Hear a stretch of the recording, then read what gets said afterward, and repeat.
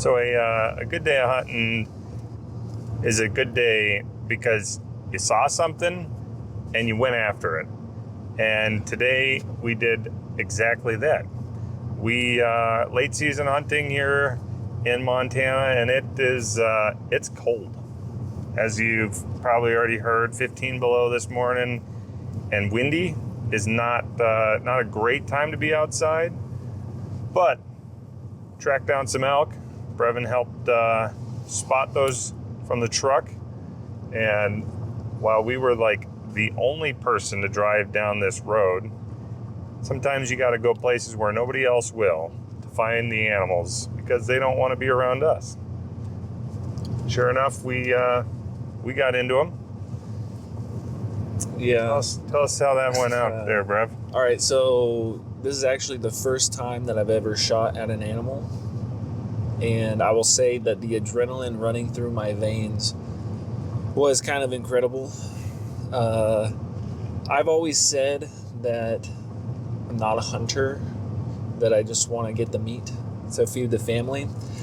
And I don't know. I walked up there and was like, this is a pretty cool experience for one, because walking up to the elk, the place that we were at, it felt like they were way closer than they were.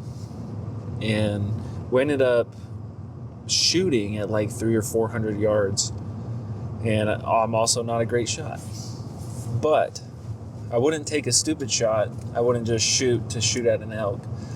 I lined everything up, put it on its shoulder, but I didn't really know how far it was, and so it dropped and it landed right near the elk's leg. And ultimately that ended up spooking them all the way across the BMA, about 3-ish miles, and then I couldn't chase them fast enough to get another shot. But ultimately, I'd say as a first experience elk hunting, like actually shooting at an elk, you probably can't get much better than that. It was wide open spaces and there was nobody around.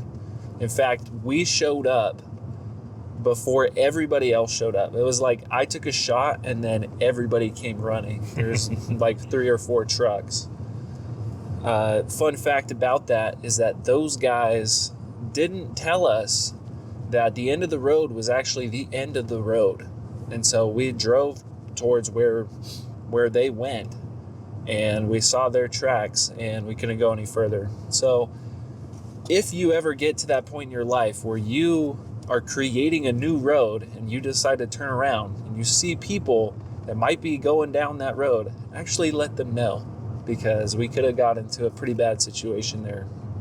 Yeah, we were at the very end of the road with no cell service, and there's no reason anybody should have been driving down that road. So if we would have gotten stuck, it would have been up to the two of us, which some would say is just an addition to the spice of life. But we got out, wasn't a problem. You gotta keep your cool in situations that will get you all excited, and typically you'll end up with a good experience. Now, the thing that I wish would have worked better for me today, and I would recommend that you get if you're out hunting, because this helps in the scenario just like today, where we couldn't tell exactly how far away our target was, and so we were guessing that it was about 300 or 400 yards. But this is a rangefinder by Vortex. It sits on my hip, and it is typically a very useful tool. For whatever reason today, it didn't work the way I was hoping for. But if you're out hunting and you're trying to figure out how far away your animal or target happens to be, a rangefinder is a very valuable piece of equipment that, when it works correctly, will tell you how far you might have to hold above or possibly even below your target, so that you can get an accurate and lethal shot. Because that's why we're out hunting, to not cause harm, but to make a quick kill and do it ethically. Yeah, So I would say if I knew that I needed to actually shoot above the elk, because it was actually really deceptive out there. Absolutely. I had him in the scope. I was like, this is actually pretty close, but the way that the landscape was looking, it was like between us and the elk were probably 2 ridges, and it felt like there was no ridges because it just blended in. And so they were actually like 400 yards away, but it felt like 200. We had nothing to reference off of the size. So when you're looking through a scope, the animal looks significantly closer than it is. And if there's nothing out there at a distance to help you understand the size of the animal, guessing is really, really a trick. Some people are good at it, and I'd say it depends on the scenario. But today, we just happened to be a little short, which honestly, out of all of the alternative scenarios, was a good thing, because at the end of the day, we made an honest effort to watch and pay attention to the elk as they ran away. We went and looked at the tracks and verified that there was no blood on the ground. The animal didn't look harmed in the slightest, and they probably kind of warm after their run. Their 3-mile run in the opposite direction. Yeah.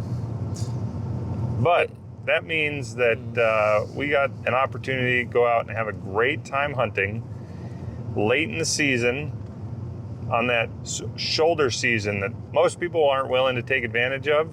And a good chunk of that opportunity is because we have the resource of Onyx that gives areas that we can hunt and easy access to the information that you need, so that when you're out looking for a place to try and take advantage of that shoulder season, you can know the regulations, know the boundaries of what you can hunt, and you can fully embrace the opportunity that the shoulder season provides. And if there's not a lot of people out taking advantage of that, and so if you want to take advantage of that, Onyx Hunt is one of probably the most valuable apps that I can put on my phone. And while it's probably the only app that I pay for, it is by far the best app for its value, because I use it all the time, from e-scouting to just daily driving down the road. Where can I go and find a place to pull off and take a nap or have a campfire, just adventure? Yeah, I'll say that Onyx is probably the key to actually making this work, because like, obviously you can get a map from FWP. Hopefully you didn't see that. I'll just edit that out. Oh, they can look at it. Yeah. Good luck figuring out where that's at. Anyways, I would say that having Onyx on your phone will actually show you where you are on the map. Whereas if you just have a physical hard copy map, you might get lost in the sauce a little bit. Mm-hmm. Which, that honestly, that might not be a problem. But if you are trying to actually hunt and get something, sometimes the spice of life isn't what you want. Sometimes the spice of life is something you just put to the side, and you just want something simple. I wanted something simple today, and it didn't happen. Okay, I ended up walking like 5 or 6 miles. Yeah, and some crusty, deep snow that, while the wind was blowing, I got to say my face was awfully numb. But I'd still argue that the spice of life is better than no spice at all. All right. True. So we could have been inside, just twiddling our thumbs, putting together a puzzle. Disappointed that we didn't take advantage of the day. Honestly, I've been waiting for the weather to drop into the negative so that I could come out to this spot of Montana, because I heard that there are elk here, and it turns out there are when it's cold. Mm-hmm. And it was cold. So, not disappointed. The only thing I need to do better is I need to actually shoot more long distance. And one thing that people don't tell you when you are shooting is that it's not going to be perfect. It's not going to be a perfect condition. Like, you're not going to be laying down. especially out in the field. Like you're probably the best you're gonna get is like on your knee, just in a low crouch.